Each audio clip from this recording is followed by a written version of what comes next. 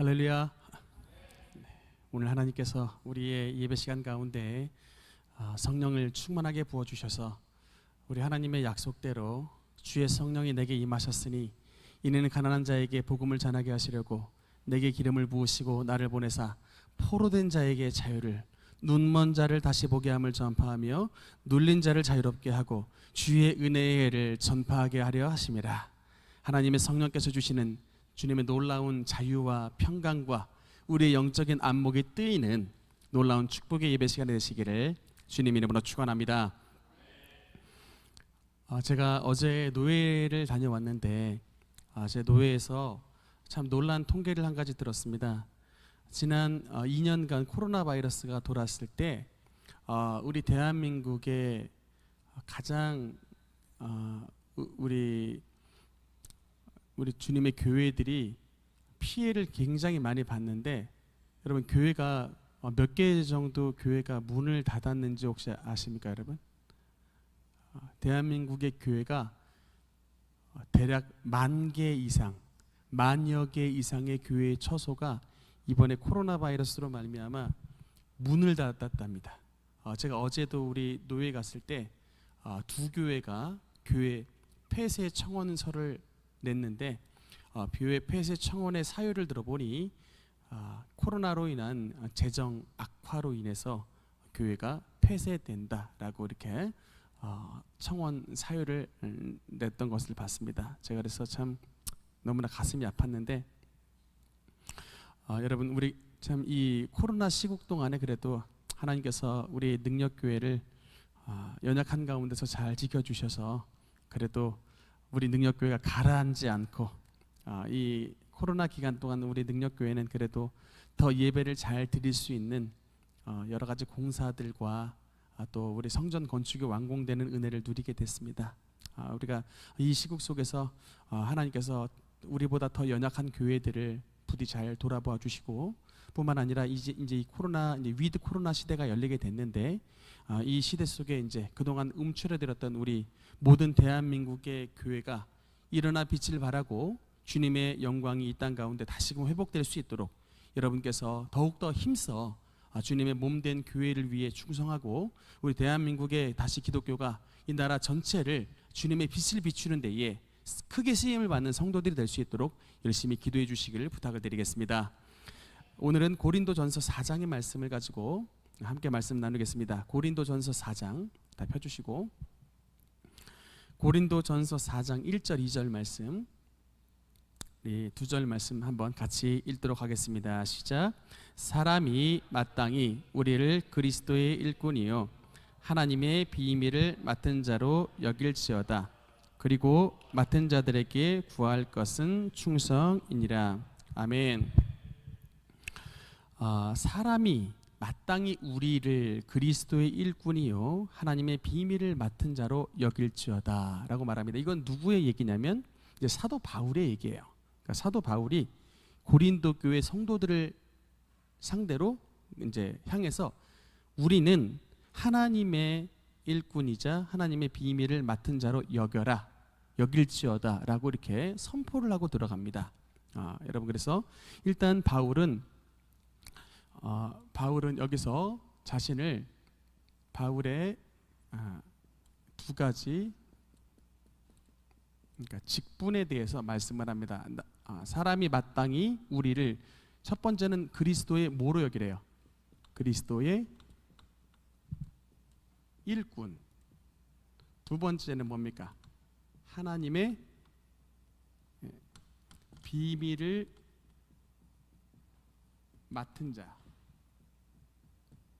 두 가지의 직분을 소개하고 있습니다.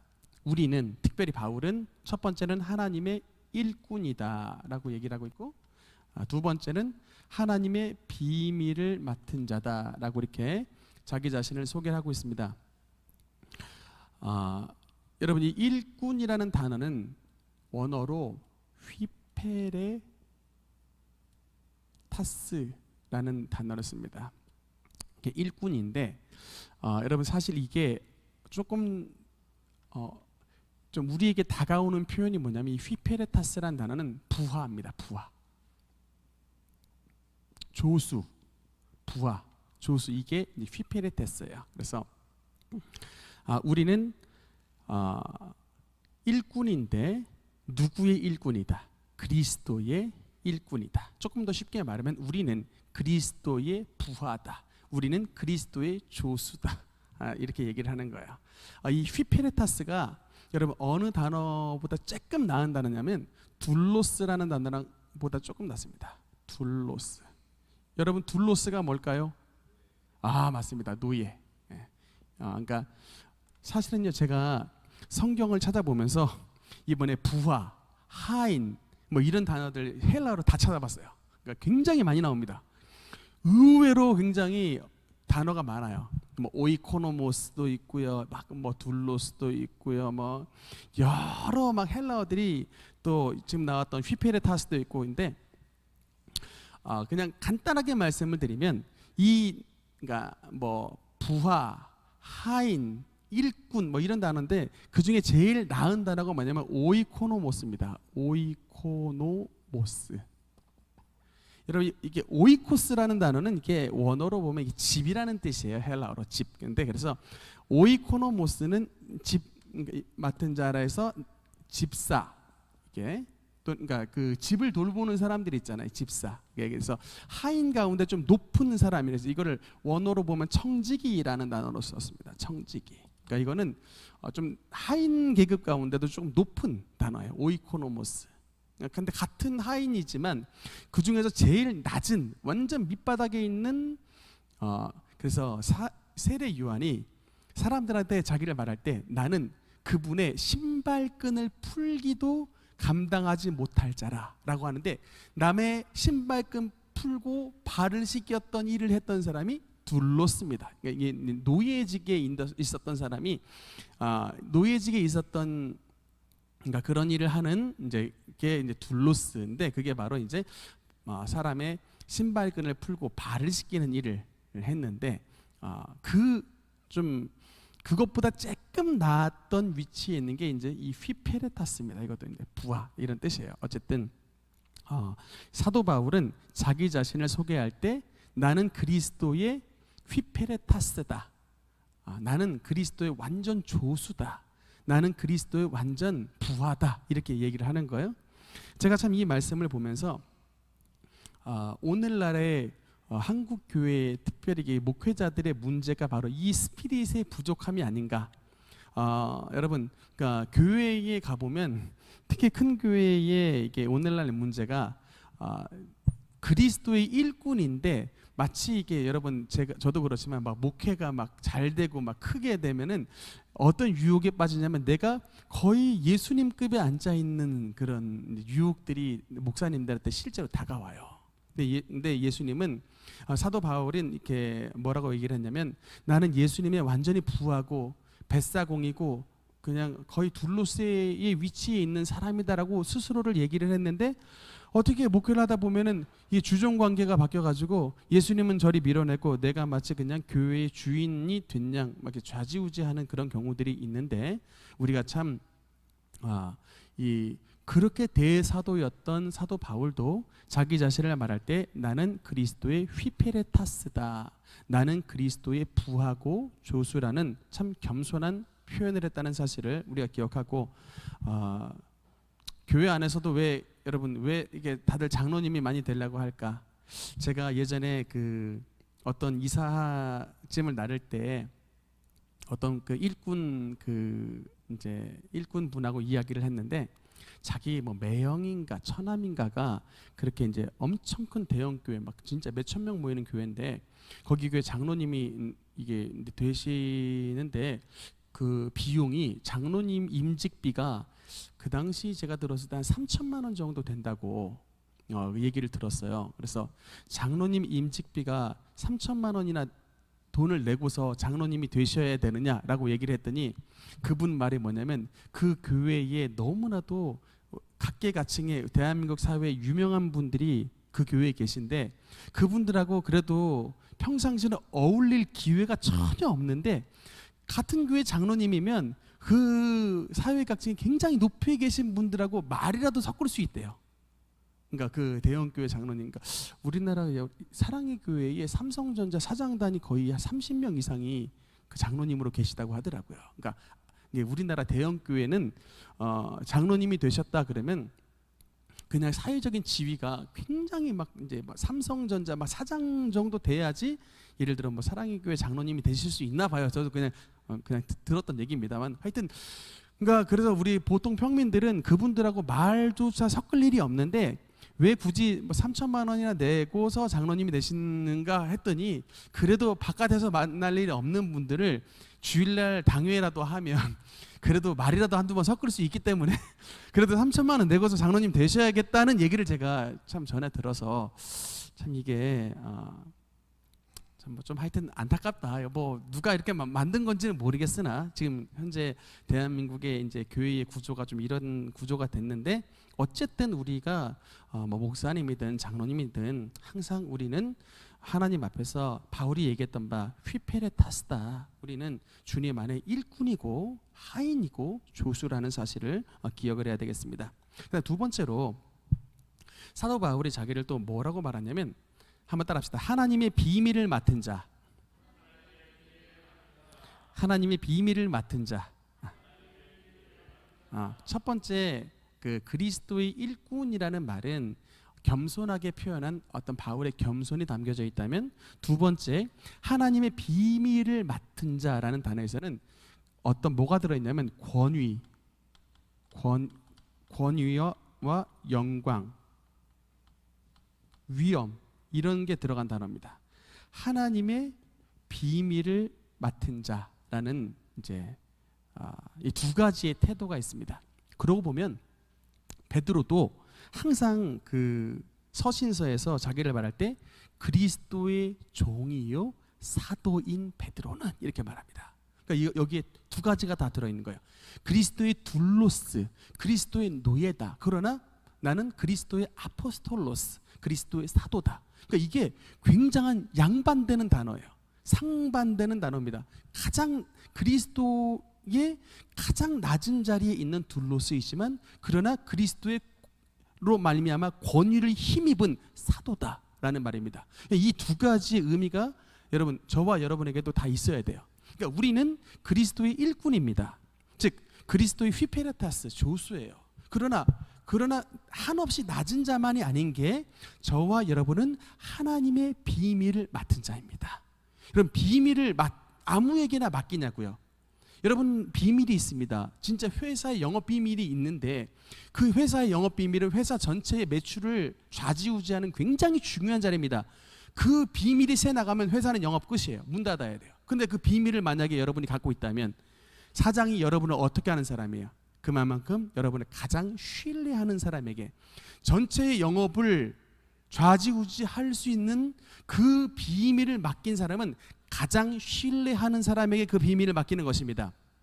바울은 예수님의 휘페레타스 조수지만, 그럼에도 불구하고 너무나도 예수님께서 바울을 충성되이 여겼기 때문에 하나님의 비밀을 맡겨줄 정도로 주님께서 신뢰하고 그를 충성되이 여기셨다라는 것입니다. 그러니까 참 이 두 가지의 대조적인 단어입니다만, 우리가 이 두 가지 속에서 항상 두 가지의 마음, 정신을 가지고 있어야 되는 게, 첫째로 우리는 일꾼이다. 절대로 우리는 주님의 일꾼이고 일꾼이지 우리는 주인이 아니고 주님 옆에서 돕는 부하이지만, 그러나 우리는 그럼에도 불구하고 가치 없는 자가 아니라 하나님께서 주님의 비밀을 우리에게 맡겨주실 정도로 우리는 주님 앞에서 보배롭고 존귀한 자라는 사실을 믿으시기 바랍니다.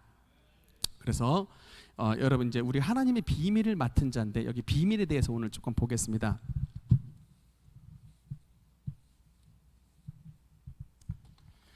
일단 비밀, 언어로 미스테리온이라는 단어, 여기서 이제 미스테리라는 단어가 여기서 나온 거예요. 언어가 미스테리온입니다. 이 비밀이라는 뜻인데, 여러분, 성경에는 굉장히 많은 비밀이 나옵니다. 여러분, 성경에 나오는 비밀, 어떤 비밀이 있는가? 성경에 비밀이 많이 써 있어요. 오늘따라 좀 이게 더 덜그럭거리는 것 같네. 네, 일단 가겠습니다. 어떤 비밀이 성경에 나오느냐? 여러분, 성경에 어떤 비밀들이 나오는 거 좀 말씀 좀 한번 해보세요. 어떤 비밀이 있습니까? 영적인 비밀. 근데 일단 비밀이 들어간 단어가 어떤 게 있냐면 천국의 비밀이 있습니다. 너희에게 천국의 외인들에게는 천국의 비밀이 알려주는 것이 허하지 아니하였으나 너희에게는 허락되었나니라고 하죠. 천국의 비밀이라는 게 있고 또 어떤 게 있냐면 크도다 경건의 비밀이요. 그래서 경건의 비밀이라는 것도 있고 또 세 번째는 그 직분자들에게 주신 말씀인데 마음속에 믿음의 비밀을 가진 자여라 할지니라고 하는 뭐 이렇게 믿음의 비밀도 있고 네 번째 보면 데살로니가서에 보면 마지막 때에 불법의 비밀이 활동할 것이다라고 이제 불법의 사람, 불법의 비밀이 활동할 것이다 이런 예언이 나와 있고 한 가지만 더 써보면 요한계시록에 보면 일곱 별의 비밀, 일곱 별의 비밀도 써 있습니다. 뭐 뿐만 아니라 에베소서에도 보면 하나됨의 비밀도 있고 여러 가지 비밀들이 나오는데 이 비밀이라고 하는 말은 뭐냐면 그 전에 알려지지 않았던 것, 감추어졌던 것이라는 뜻입니다. 감추어졌다가 하나님의 사도들과 주님의 선지자로 말미암아 이제 이게 드러났던 이게 이제 이 비밀의 유지인데 여러분 성경에서 성경의 비밀의 최종적인 결론 여러분 이단에 가면은 이 비밀 얘기를 굉장히 많이 해요. 여러분 그러니까 우리가 비밀을 알려줄게 그러면 귀가 솔깃해요 안 솔깃해요? 솔깃하죠. 내가 한 가지 비밀 알려줄게 그러면 우리 귀가 탁 퍼뜩 트입니다. 친구도 야 내가 하나 비밀 말해줄까 그러면 갑자기 귀가 확 열리는데 성경에서 이 비밀 성경에 감추어졌던 비밀을 내가 풀어주겠습니다 이러면서 이단들이 우리 기존 성도들을 그렇게 꼬신다고요. 그러니까 여러분 행여나 뭐 성경 공부에서 내가 성경에 나와 있는 비밀을 해석해 주겠습니다 라고 얘기하거들랑 아하 이거 이단이구나 라고 냄새를 맡으시기 바랍니다. 여러분 성경에서 비밀을 한 사람에게만 말한 게 아니고요 성경의 모든 비밀은 오픈되었습니다. 이미 다 리빌 다 드러났습니다. 여러분 여기 굉장히 중요한 게 있는데 골로새서 2장 2절 말씀, 골로새서 2장 2절 말씀 우리 한번 같이 읽어보겠습니다. 시작. 이는 그들로 마음의 위안을 받고 사랑 안에서 연합하여 확실한 이해의 모든 풍성함과 하나님의 비밀인 그리스도를 깨닫게 하려 함이니 아멘. 여러분 그래서 그 다음 말씀도 하나 보겠습니다. 다시 골로새 2장 2절. 여러분 그래서 제가 말씀드리는 핵심은 뭐냐면 모든 비밀의 최종 결론, 비밀의 최종 결론은 뭐다? 그리스도다. 따라합시다. 하나님의 비밀, 예수 그리스도. 하나님의 비밀, 예수 그리스도. 여러분 바로 이겁니다. 제가 뭐 아까 여러 가지 이 비밀을 얘기했는데 이 모든 성경에 등장하는 비밀의 최종 결론은 예수 그리스도인 것입니다. 하나님의 비밀은 예수 그리스도입니다. 여기다 딴 거 얘기하면 이게 이단입니다. 결론 말씀드립니다. 하나님께서 우리를 뭐 헷갈리게 하고 수수께끼 내려고 하신 게 아니라 옛날에는 만세와 만대 전에는 이 비밀을 몰랐는데 하나님의 비밀은 예수님께서 이 땅에 오심으로 모든 비밀이 다 풀려버린 것입니다. 비밀은 다 풀렸습니다. 여기 뭐 감춰진 비밀 말할 게 여기서 이단이 시작되는 것이지 하나님의 비밀은 그리스도를 우리에게 계시한 이상 더 이상 여러분 숨겨질 게 없는 것입니다. 그래서 모든 여러분 그 성경에 나오는 천국의 비밀도 천국 가는 비밀이 그리스도로 말미암아 열리게 된 거예요. 우리가 이 경건을 왜 경건의 비밀이라고 하냐면 예수님으로 말미암아 여러분 사실 생각해 보세요. 우리가 옛날에 어떤 사람이었습니까? 항상 생각하는 게 악해요. 생각하는 게 욕심입니다. 어떻게 하면 잘 살까? 어떻게 하면 부자 될까? 어떻게 하면 내 생각 내 뜻대로 쾌락을 누리며 살까? 이렇게 했던 사람이 여러분 예수 그리스도께서 우리의 심령에 오심으로 말미암아 경건한 사람이 됐더니 그 심령이 새롭게 되어 하나님의 아들과 딸이 된 거예요. 경건의 비밀, 믿음의 비밀. 여러분, 또 우리가 어떻게 이런 불법의 사람을 이길 수가 있습니까? 우린 옛날에 다 마귀의 종이었어요. 그러나 예수 그리스도를 믿는 믿음으로 말미암아 십자가 은혜로 우리가 이 악한 불법의 세력을 이기는 믿음의 사람이 됐던 것입니다. 또 일곱 별의 비밀, 이게 다 이게 교회와 주님의 천사에 대한 얘기한 것인데, 이건 뭐 어려울 게 없는 거예요. 예수 그리스도로 말미암아 모든 비밀이 다 풀려지게 됨을 믿습니다. 근데 특별히 이제 성경에서 보면 왜 예수님을 하나님의 비밀이라고 했느냐, 이제 여러분 여기 조금 이해가 필요해요. 왜 예수 그리스도를 하나님의 비밀이라고 얘기했느냐, 여기는 조금 이해가 필요합니다. 그러니까 여러분, 이 말은 뭐냐면, 그러니까 예수님은 하나님의 비밀에 한 단어를 조금 더 추가하면 좋아요. 예수님은 하나님의 비밀 무기. 다시 한번, 예수님은 뭐라고요? 예수님은 하나님의 비밀 무기. 예수님은 하나님의 비밀 병기. 이렇게 이해를 하시면 좋습니다. 그러니까 하나님께서 보내신 사단의 전략을 깨트리는 하나님의 감추어진 비밀 무기가 바로 예수님이란 얘기예요. 그리스도. 이 말은 뭐냐면, 이게 마귀라는 놈이 꿈에도 생각하지 못했다는 거예요. 마귀라는 놈이 한 번도 꿈에도 생각하지 못한 하나님의 완전 초강력 비밀 병기가 바로 그리스도다. 여러분, 그러니까 이게 왜 그러냐면, 마귀라는 놈의 입장에서는 이게 이해가 안 되는 거예요. 일단 예수님이 여러분 하나님의 아들입니다. 신이에요. 하나님의 아들 신인데, 하나님의 아들 신이 인간의 몸을 입으셨어. 하나님의 아들 신이 인간의 몸을 입을 수 있다는 것 자체가 마귀는 이해가 안 되는 거야. 신이 어떻게 신으로 살아야지, 어떻게 신이 어떻게 인간이 돼? 라고 하는 것 자체가 이미 이해가 안 되는데, 하나님의 아들은 예수님은 그렇게 하셨어요. 그럼 여러분한테 질문 한번 해보겠습니다. 왜 하나님의 아들 예수님은 인간의 몸을 입으셨을까? 여러분, 왜 하나님의 아들은 인간의 몸을 입으셨을까? 왜 육신을 입으셨을까라고 질문했을 때 성경에서 뭐라고 말씀하는가? 히브리서 2장 14절 15절 여기 한번 천천히 한번 읽어보겠습니다. 시작. 자녀들은 혈과 육의 그도 또한 같은 모양으로 혈과 육을 함께 지니심은 죽음을 통하여 죽음의 세력을 잡은 자 곧 마귀를 멸하시며 또 죽기를 무서워함으로 한평생 매여 종노릇하는 모든 자들을 놓아주려 하심이니. 아멘. 빨간색으로 써놨습니다. 같은 모양으로, 이게 바로 성육신이에요. 인카네이션, 사람의 몸을 입으셨다.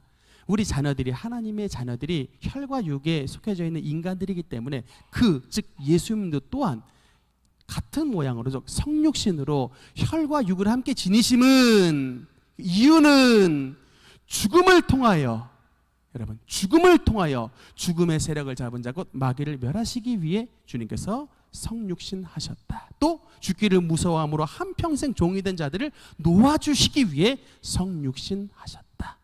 쉽게 말하면 여러분, 예수님은 죽으시기 위해 육신을 입으신 것입니다.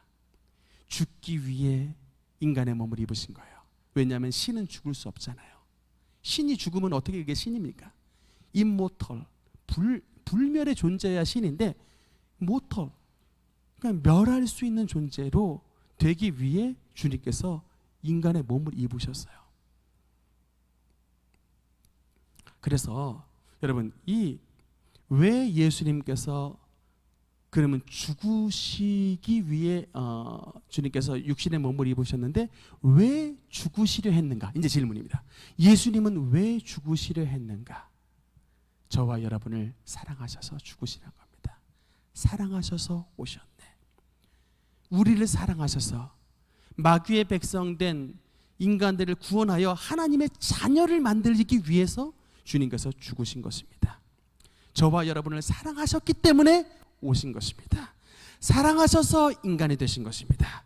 사랑하셔서 성육신 하신 것입니다. 여러분, 근데 마귀의 입장에서 생각했을 때 이거를 이해할 수가 없는 거예요. 여러분, 마음속에 온갖 미움투성이인 마귀가 어떻게 이 예수의 사랑, 이거를 흉내를 낼 수가 있어요. 사랑하셔서 주님께서 인간이 되셨는데 그 마음을 어떻게 이해할 수가 있는 거예요? 그러니까 이해할 수 없는 겁니다. 그러니 하나님께서는 예수님을 하나님의 사랑의 비밀 병기로 보내신 것입니다. 여러분, 그래서 참 예수님의 십자가가 너무나 참 중요한 사건인데, 여러분 평상시에도 주님의 십자가를 좀 자주 생각을 하셔야 돼요. 여러분 평상시에 뭔 생각을 하십니까? 어떻게 하면 그냥 돈 많이 벌까?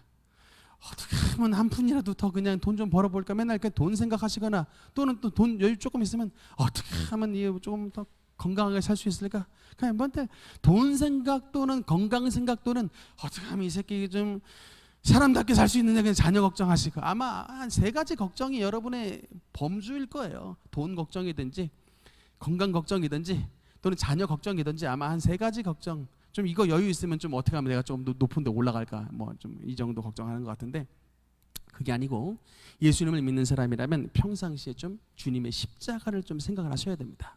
여러분, 근데 십자가를 마음속에 생각하고 십자가를 잘 깨달은 사람은 정말 하나님의 은혜가 임하는 사람이에요.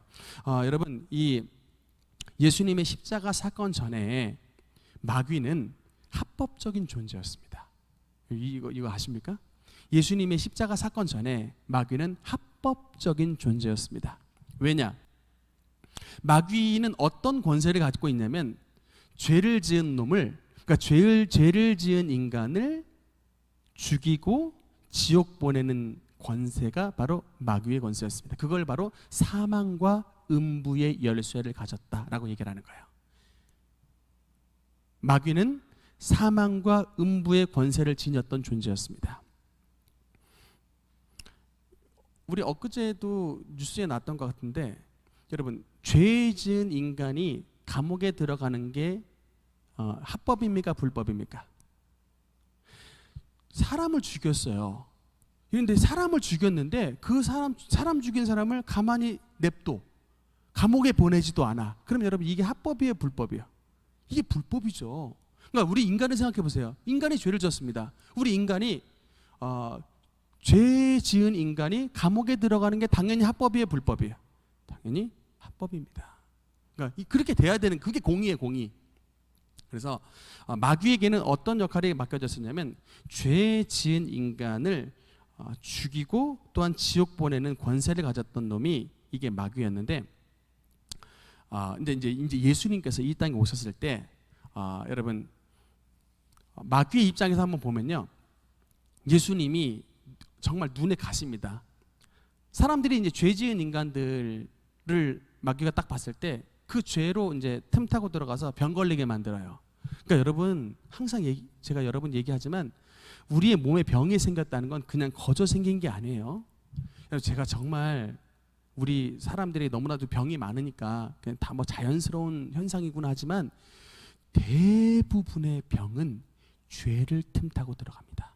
다시 한번, 대부분의 병은 죄를 터널 삼아서, 죄를 이 연결고리 삼아서 들어가요. 그렇기 때문에 대부분 우리의 몸에 병이 나타났다고 하면 일단은 병 고침받기 위해서 회개부터 해야 되는 거예요. 그게 내가 뭐 남들보다 더 악하게 져서 비교를 하라는 얘기가 아니고, 내가 하나님 앞에 섰을 때 내가 죄인이구나 라는 그 증명이 죄를 통해 나타난다고요. 그래서 나에게 질병이 나타나면 일단은 하나님 앞에 내가 죄인이구나, 나의 죄를 회개를 해야만이 진짜 하나님 앞에 치료를 받는 기본적인 자세가 되게 되는 것입니다. 근데 마귀의 입장에서 보니까, 예수님이 오셨는데 시컷 병 걸리게 했더니 다 병을 고쳐버리는 거예요.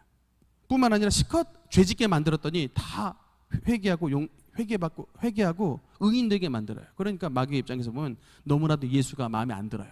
눈에 가십니다.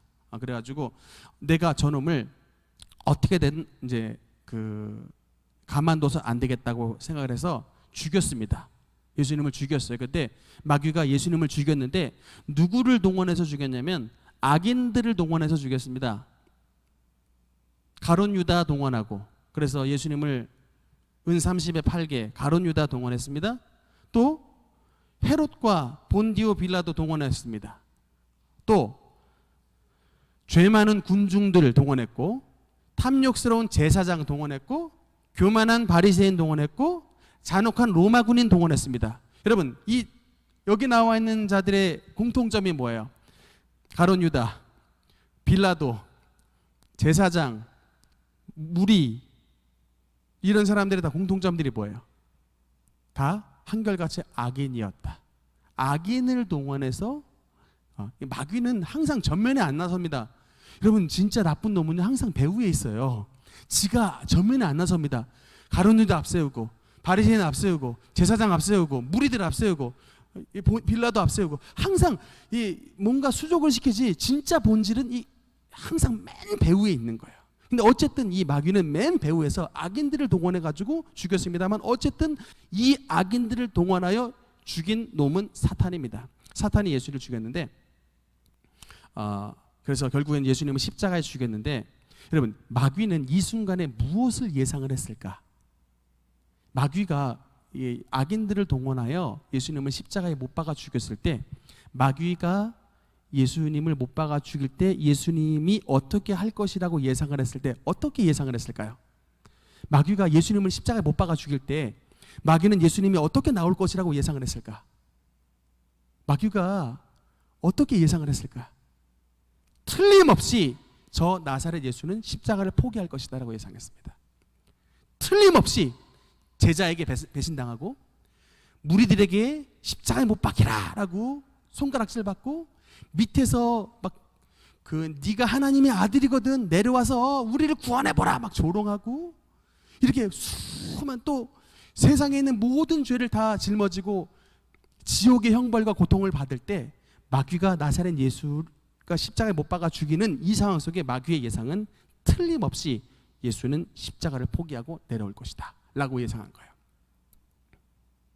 그러면 마귀는 결국에 예수님을 이렇게 예상을 함으로 말미암아 뭐를, 최종적인 목적이 뭐냐면 예수님으로 하여금 하나님의 주신 그릇인 십자가를 거부하게 만드는 것입니다. 결국 불순종하게 만드는 거예요.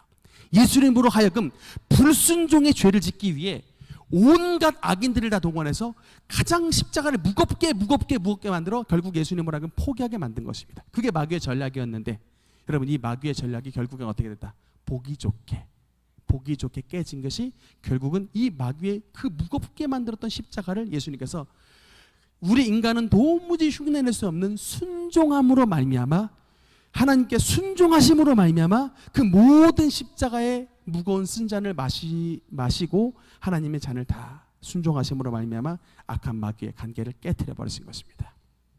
그래서 여러분, 결론적으로 예수님은 어떻게 마귀의 관계를 이기셨느냐? 주님의 사랑과 주님의 순종하심으로 마귀의 관계를 이기셨다라고 하는 것입니다. 그러니까 여러분, 이제 우리도 이제 똑같은 길을 걸어가야 되는 거예요.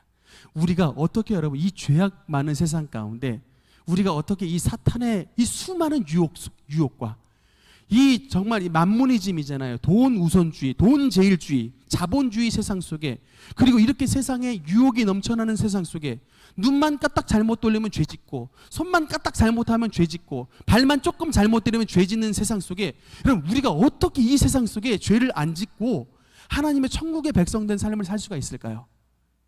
우리도 똑같이 예수님처럼 죄를 여러분 지은 인간들을 그럼에도 불구하고 용서하고, 여러분, 그럼에도 불구하고 수많은 유혹들이 있지만 하나님의 말씀을 나는 굳건히 지키겠습니다라고 하는 순종의 자세를 통해, 여러분, 우리는 예수님이 걸어가셨던 그 사랑과 순종의 길로만이 저와 여러분도 이길 수가 있게 되는 것입니다.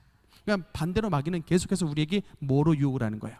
반대로 순종하려는 저와 여러분에게 불순종의 영을 집어넣어서 계속 우리가 하나님의 말씀을 거부하게 만들고, 또 계속해서 누군가를 그렇게 밉게 만들어가지고 미움과 여러분 원망과 다툼으로 이 세계를 파괴시키는 것이나, 우리가 그럼에도 불구하고 하나님의 말씀을 받은 자로서 우리가 십자가의 은혜를 받는 사람이면 주님의 사랑과 주님의 순종함을 본받을 때 저와 여러분 가운데 주님의 승리가 나타나게 되게 되는 것입니다. 골로새서 2장 15절 말씀, 여기 우리 한번 같이 읽어보겠습니다. 시작. 통치자들과 권세들을 무력화하여 드러내어 구경거리로 삼으시고 십자가로 그들을 이기셨느니라. 아멘. 통치자들과 권세들을 무력화하셨다. 여러분, 그러니까 이 무력화라는 단어는 영어로 거기 써 있죠. 제가 빨간색으로 써놨습니다. 뭐라 써 있죠? 이게 disarmed. 이게 뭐냐면 무장해제. 무장해제. 그러니까 총 들고 있는 무기들을 전부 다 땅바닥에 내려놓고 들고 있는 칼들을 다 땅바닥에 만들어 놓는 그 권세. 즉 마귀가 가지고 있는 모든 사망의 권세가 땅바닥으로 만들어 놓게 만든 게 바로 주님의 십자가라는 거예요. 그러니까 여러분, 주님의 십자가가 여러분의 심령 가운데 들어가면 마귀의 무기가 다 땅에 떨어지는 것입니다. 주님의 십자가가 여러분의 심령 가운데 들어가면 마귀의 권세가 다 깨져버리게 되는 거예요. 무장해제가 됩니다. 그 능력은 주님의 십자가라는 거예요. 세상에 있는 어떤 것으로도 우리 이 마귀의 권세를 이길 수 없는데 주님의 십자가가 우리의 마음속에 들어오면 마귀의 권세가 깨어지게 되는 것입니다. 마귀의 이는 그런 모든 탐심과 마귀의 질병의 권세와 사망 권세와 모든 악한 것들이 주님의 십자가로 말미암아 다 깨어지게 됨을 믿으시고 여러분의 일상생활 가운데 주님의 십자가를 더욱더 의지하시는 우리 성도들 되시기를 주님 이름으로 축원합니다. 여러분 한 가지만 더 보겠습니다. 두 번째 2절, 이제 맡은 자들에게 구할 것은 충성이니라. 이제 충성에 대해서 한번 보겠습니다. 바울은 자기 자신만이 아니라 맡은 자들에게 구할 것은 충성이다. 즉 그래서 자기는 하나님의 일꾼이고 하나님의 비밀을 맡은 자이지만 자기만으로만 만족하는 게 아니라 저와 여러분에게 다 주님의 비밀을 맡은 자가 되라라고 말씀을 하고 있는 것입니다. 그러니까 우리도 다 바울과 같이 하나님의 비밀인 그리스도를 맡은 자라는 것입니다. 그리스도의 복음을 맡은 자다. 그러면 그리스도의 복음을 맡은 자들에게 구할 게 뭐라는 얘기예요? 충성이라는 단어 따라합시다. 충성.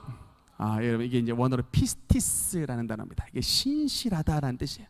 맡은 자들에게 구할 것은 신실함이다라는 얘기입니다. 변함없이 주님을 사랑하는 그 신실함, 이 자세를 주님께서 요구하시는데 여러분 이제 여기에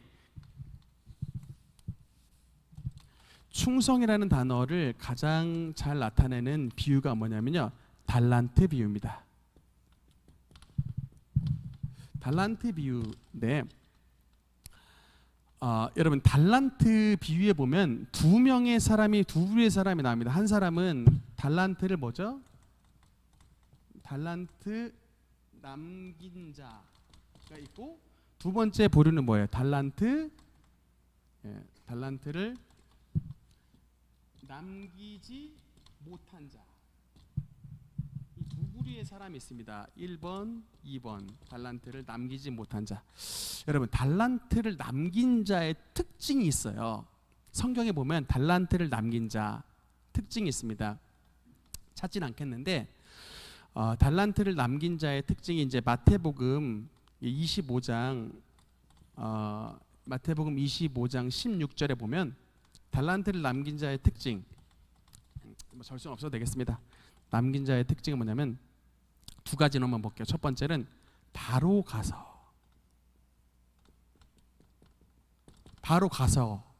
달란트를 받은 자는 주인이 이 일꾼들에게 달란트를 줬을 때 그 달란트를 받았을 때 즉각적인 반응이 바로 가서의 반응입니다. 여러분, 그러니까 우리가 어떻게 충성된 자가 될 수가 있느냐의 자세의 첫 번째 자세가 뭐예요?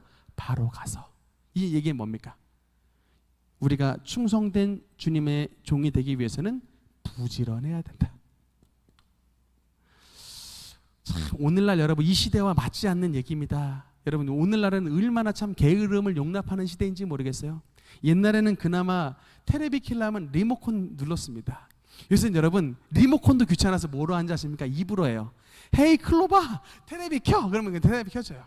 그러니까 이제 이 손으로 까딱하기도 귀찮아하는 시대입니다. 여러분 지금 우리가 이런 시대 속에 살고 있어요. 뭐 하나 하기 귀찮아가지고 조금 더 편한 것, 조금 더 쉬운 것, 이런 시대 속에 살고 있는데 이런 시대 속에 살고 있는 저와 여러분이 주님의 말씀을 받았을 때 바로 가서 이게 여러분 됩니까? 참 이게 너무나 어려운 거예요. 그러니까 여러분 반대로 남기지 못한 자는 어떻게 했다라는 얘기예요. 그 달란트를 받아도 달란트를 받았는데 이 사람은 달란트를 남긴 자는 바로 갔는데 남기지 못한 자는 어떻게 했다? 첫 번째, 달란트를 묻어두었다. 달란트를 땅에 묻어두었다는 얘기예요. 그냥 묻었다. 이 묻었다는 얘기는 뭡니까? 게을렀다. 언제 꺼낼지 기약이 없는 거예요. 뭐 언제 주님을 섬길지 기약이 없어요. 그냥 주일만 교회 나오고 그냥 예배 끝나면 돌아가지. 언제 뭐 주님을 위해 헌신하고 봉사하고 이건 전혀 생각도 없는 거야. 그냥 천국은 가야 되니까 교회는 가는데 그것 말고는 도무지 하나님 앞에 뭐 할 마음이 없어. 여러분 이런 사람이 요새 대다수의 한 절반 이상의 교회 성도입니다. 요새 그래도 여러분 주일날 교회 잘 나오면 주일 성수하면 그냥 잘한다고 칭찬받는데 옛날에는 기본이었어요. 여러분 이게 주일날 교회 나오는 기본 성도지. 교회 안 나오면 옛날에 성도라고도 안 했는데 요새는 주일 성수만 잘해도 그냥 박수 쳐줘요. 이마만큼 여러분 참 부지런하고는 거리가 먼 성도의 모습이 오늘날인데 충성된 성도가 되기 위해서는 첫 번째 뭡니까? 바로 같더라. 한 가지 더 보겠습니다. 두 번째, 이 달란트를 남긴 자의 특징은 여러분 뭐냐면 오랜 후에 써 있어요. 오랜 후에 결산을 했는데 달란트를 남겼더라. 여러분 이 말이 무슨 말입니까? 오랜 후에 긴 시간 동안 오래도록 오래 참음, 쉽게 말하면 인내로서 충성된 삶을 살았더라. 이 오랜 기간 동안 인내하며 충성된 삶을 살았더라. 여러분 제가 2001년도에 은혜를 받았습니다. 2001년도 3월 달에 성령의 은혜를 받았는데 그때 당시에 저보다 먼저 은혜를 받았던 그 교회 청년이 50명 이상 됐습니다. 아마 한 100명 정도 됐을 거예요. 저보다 먼저 은혜를 받았던 사람이. 20년이 지났습니다. 20년 오래 달리기를 했어요. 마라톤 대회. 20년 오래 달리기를 했는데 마라톤 대회에 저보다 먼저 출발했던 100명 성도 지금 어떻게 됐을까? 저보다 먼저 은혜 받고 그 중에는 신학교 갔던 사람도 있고요. 뭐 그 중에는 정말 뭐 교회 직분자들도 계시는데 제가 20년이 있는데 평가하자면 방언조차 유지하는 사람이 없습니다. 대부분 사람이 방언 기도도 안 해요. 저보다 다 방언 받고 성령 충만 받았는데 이 100명 가운데 한 5명 정도 남은 것 같습니다. 한 5명 정도. 95명은 지금 교회 안 다니는 사람도 있어요. 진짜라니까요. 교회도 안 다니는 사람도 있고 심지어는 듣자니까 자살 시도도 했대요. 자살 시도를 했대요. 그러니까 여러분 이게 제가 정말 꾸며낸 얘기 아니고요. 다 은혜를 받았는데도 막 자살 시도했다. 누구는 막 술 퍼마시고 있더라. 막 제사상 앞에 가서 절하고 있더라. 막 하여튼 별의 별 이야기가 다 들어옵니다. 진짜 근데 그만큼 어려운 일이에요. 그만큼 오랜 후에 여러분 이게 주님께서 오랜 후에 오셨을 때 여러분의 믿음을 여러분이 주님 앞에서 정말 믿음을 가질 수 있느냐의 문제는 정말 중요한 문제인데 예수님께서 이렇게 말씀했습니다. 그러나 인자가 올 때에 세상에서 믿음을 보겠느냐. 인자가 올 때에 세상에서 믿음을 보겠느냐. 그만큼 오래 참기 어렵다는 얘기입니다. 그래서 이 달란트를 남기지 못한 자는 달란트를 묻어뒀고 당연히 인내는 없었고 그 다음에 세 번째로 보면 특징이 뭐냐면 주님에 대해 불신을 하더라고요. 불신. 주님에 대해서 불신을 합니다. 뭐라고 얘기를 하냐면 당신은 굳은 사람이라 심지 않은 데서 거두고 해치지 않은 데서 모으는 줄을 내가 알았으므로. 그러니까 예수님에 대해서 불신을 해버려요. 여러분 이게 남 얘기 같죠? 시험 들어가지고 교회 나간 사람들 제가 얘기를 한번 해보면 마음속에 하나님에 대한 원망이 한결같이 차 있습니다. 하나님이 살아계시면 자기를 이렇게 둘 수가 없다는 얘기예요. 하나님이 살아계시면 자기 이렇게 신앙생활 열심히 했는데 병 걸리게 하고 이렇게 억울하게 만드는 거 하나님 안 살아계시다는 얘기예요. 혹시나 여러분 마음속에 하나님에 대한 불신이 혹시 가지고 계신 분 여러분 이게 달란트를 남기지 못한 땅에 달란트를 묻어둔 자의 마음이라는 것을 아시고 회개하셔야 됩니다. 충성된 자는 주님이 달란트를 2달란트 줬을 때 여러분 끝까지 주님이 언제 오시면 10년 있다 오시면 10년 동안 20년 있다 오시면 20년 동안 그 기간 동안을 하나님 앞에 신실하게 살았던 거예요. 아마도 불만이 있었던 것 같습니다. 1달란트 받았잖아요. 달란트를 남기지 못했던 자는 1달란트 받았습니다. 아니 누구는 5달란트 주고 누구는 2달란트 줬는데 나는 1달란트밖에 안 줬네. 주인 아주 나쁜 사람이네. 이렇게 마음 여러분 먹을 수 있는데 여러분 1달란트가 여러분 화폐 단위가 얼마인 줄 아십니까? 1달란트가 6,000데나리온이에요. 6,000. 한 달란트는 6,000데나리온입니다. 한 데나리온은 노동자 하루 품삯입니다. 1데나리온은 노동자 하루 품삯이니까 만약에 요새 노동자들요 하루 노가다 뛰면 최소한 15만 원 받습니다. 기술자들이 25만 원 받아요. 그러면 1달란트를 받았다라는 얘기는 6,000 곱하기 15만 원입니다. 우리말로 하면 9억이에요. 9억. 여러분 주인이 이 1달란트를 줬을 때 여러분 절대로 적은 액수를 준 게 아니에요. 9억을 줬습니다. 근데 여러분 그냥 준 게 아니라 또 재능대로 줬어요. 재능대로 5달란트 가진 사람은 주인이 그 재능을 알아. 그러니까 5달란트 주는 거예요. 그러나 1달란트를 받은 사람은 주인이 너는 1달란트의 재능을 가지고 있지만 그 준 액수가 결코 적은 액수가 아니라 9억에서 10억입니다. 절대 적은 액수를 준 게 아니에요. 그럼에도 불구하고 이거 공짜로 받았으면 여러분 그 사람의 입장에서 어떻게 해야 돼요? 감사합니다 주님 해야죠. 그런데 2달란트 준 사람하고 비교해가지고 나 적게 줬다는 거예요. 9억, 10억을 줬는데 여러분 이게 우리 인간의 마음이라고요. 아무리 큰 걸 줬어도 비교해가지고 주인 나쁜 양반이구만 이렇게 하는 인간들. 이게 여러분 감사를 모르는 인간입니다. 그러니까 내 마음속에 감사가 없고 내 마음속에 주님을 믿지 못하면 이게 벌써 내가 착하고 충성된 게 아니고 악하고 게으른 종이 될 가능성이 있구나라는 사실 여러분 자기 자신을 점검해 봐야 된다고요. 하나님은 우리에게 절대로 적은 달란트를 주시지 않았다. 비록 그것이 1달란트여도 6,000데나리온이다.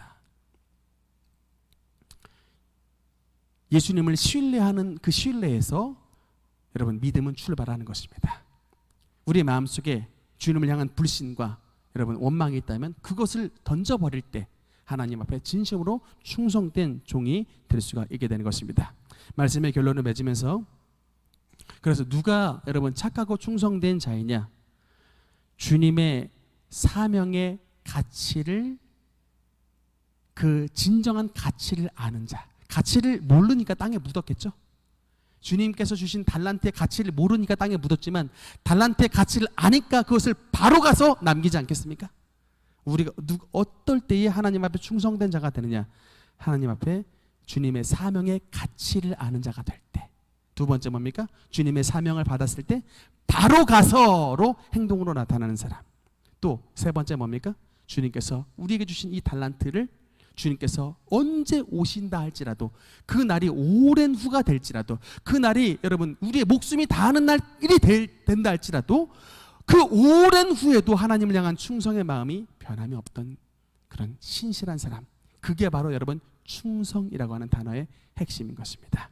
우리 말씀을 듣는 모든 성도 여러분, 주님께서 우리에게 주신 이 달란트를 땅에 묻어둔 자가 아니라 그 달란트의 가치를 알고 천국 가는 그날까지 그 주님의 사명을 우리의 목숨처럼 여기며 뿐만 아니라 우리가 주님의 사명을 받았을 때 부지런히 가서 바로 가서 그 달란트를 남기는 열심히 저와 여러분 가운데 있어야 되겠으며 우리 주님께서 언제 오신다 할지라도 그 날이 우리의 늙음하게 이르렀다 할지라도 우리의 늙음하게도 여전히 우리의 신실함이 전혀 변함이 없는 주님 앞에 충성된 자가 되시기를 주님 이름으로 축원합니다. 기도하시겠습니다.